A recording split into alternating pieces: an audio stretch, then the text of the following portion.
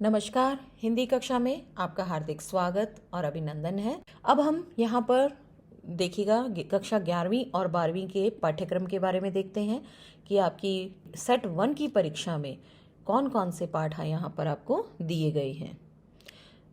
तो student assessment test set 1 आता है यहाँ पर देखिए प्रश्न पत्र प्रारूप दिया गया है कक्षानुसार विवरण 2024-25 के लिए।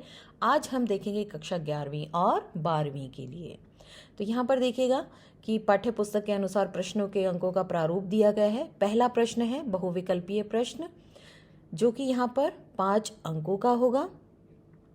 एक अपठित गद्यांश आपको यहाँ पर दिया गया है और एक अपठित पद्यांश दिया गया। पहला प्रश्न देखिएगा 5 अंक का प्रश्न है, अपठित गद्यांश और अपठित पद्यांश, जिसमें से दोनों में से आपको कोई भी एक करना है।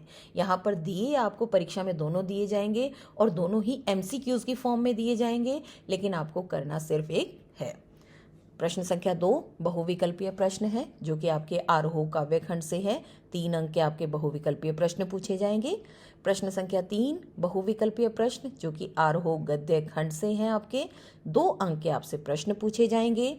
चौथा प्रश्न है आपका अभिव्यक्ति और माध्यम से। 2 अंक के प्रश्न है, जो कि इकाई 1 से पूछे जाएंगे।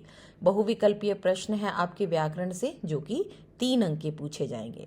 अब हम आते हैं खंड ब की तरफ, जो कि सब्जेक्टिव पार्ट होगा आपका। इसमें प्रश्नों को ध्यानपूर्वक देखिएगा, क्योंकि इसमें आपको विकल्प दिए गए हैं बहुत सारे। प्रश्न संख्या 6 और 7 में से कोई भी एक प्रश्न यहाँ पर आपको करना है।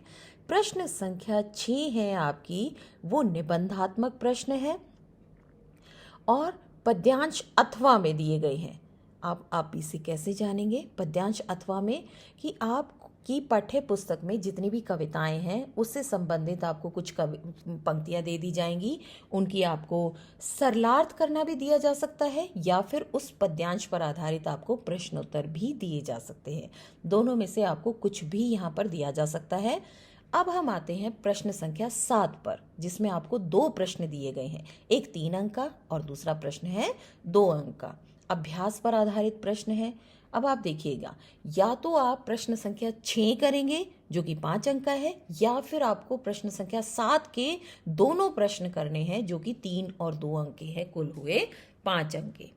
अब आरोह गद्य खंड में देखिए, प्रश्न संख्या 8 और 9 में से कोई भी एक प्रश्न आपको करना है। निबंधात्मक प्रश्न है पहला, उसी प्रकार से 5 अंक का है। गद्यांश की आपकी पाठों में से कुछ पंक्तियां दे दी जाएंगी, जिनकी आपको व्याख्या करनी है, या फिर दूसरे तरीके से भी आ सकता है कि गद्यांश पर आपको दे दिया जाए और उस पर आधारित तो आपको 5 प्रश्न दे दिए जाएंगे। या तो आपको ये वाला प्रश्न करना है, या फिर 9वां प्रश्न, जो कि एक 3 अंक का है, एक 2 अंक का है। इनमें से आपको करना है कि आप अगर 8वां प्रश्न करते हैं तो वो 5 अंक का है, और अगर आप 9वां प्रश्न करते हैं तो आपको दोनों ही प्रश्न करने हैं, 3 और 2 अंक के। अभिव्यक्ति और माध्यम देखिएगा, प्रश्न संख्या 10 और 11 में से कोई भी एक प्रश्न। यहाँ पर एक अच्छी बात है कि आपको ऑप्शन बहुत ज़्यादा दिए गए हैं। निबंधात्मक प्रश्न इकाई 2 से दिया जाएगा, जो कि 5 अंक का होगा, और बोधात्मक प्रश्न है, जो कि एक 3 अंक का है, एक 2 अंक का है। 3 अंक का प्रश्न आएगा आपका इकाई 2 से, 2 अंक का प्रश्न आएगा आपका इकाई 1 से। दोनों ही अनिवार्य हैं, या तो आप प्रश्न संख्या 10 कीजिएगा या आप प्रश्न संख्या 11 कीजिएगा। यहाँ पर प्रश्न संख्या 10 करते हैं तो आप एक ही प्रश्न करना है, प्रश्न संख्या 11 करते हैं तो आपको 2 प्रश्न करने हैं। अब वितान में देखिएगा, 1-2 अंक के आपके 2 प्रश्न दिए जाएंगे, जो कि बोधात्मक प्रश्न है दोनों ही। इसके पश्चात व्याकरण में देखिए, बोधात्मक प्रश्न है 2 अंक का, अलंकार अथवा संधि। अलंकार से भी प्रश्न पूछे जा सकते हैं। मान लीजिए आपसे अलंकार से पूछा जाए, किसी भी अलंकार की परिभाषा पूछी जा सकती है। 2 आपको अलंकार की पंक्तियां दे दी जाएंगी, 2 काव्य पंक्तियां दे दी जाएंगी, और उसमें से आपको अलंकार छांटने दिए जा सकते हैं। या फिर आपसे संधि की परिभाषा पूछी जा सकती है, संधि के भेदों की परिभाषा पूछी जा सकती है। किसी भी प्रकार का कोई भी आपसे प्रश्न पूछा जा सकता है। इसके पश्चात आदर्श जीवन मूल्य से देखिए बोधात्मक प्रश्न 2 आएंगे जो कि 2-2 अंक के होंगे और दोनों ही प्रश्न अनिवार्य रूप से आपको करने हैं।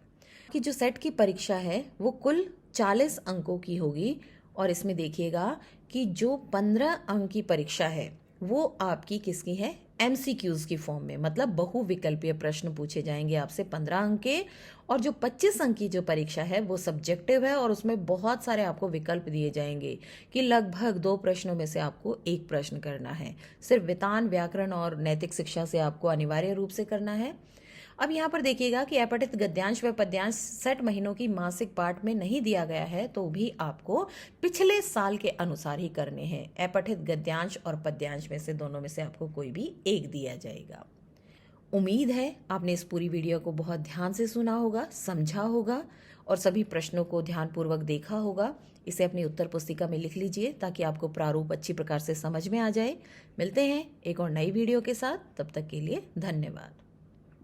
और यहाँ पर देखिएगा कि जो मंथली डिस्ट्रीब्यूशन है सिलेबस का वो आपका board of school education Haryana की वेबसाइट पर दिया गया है।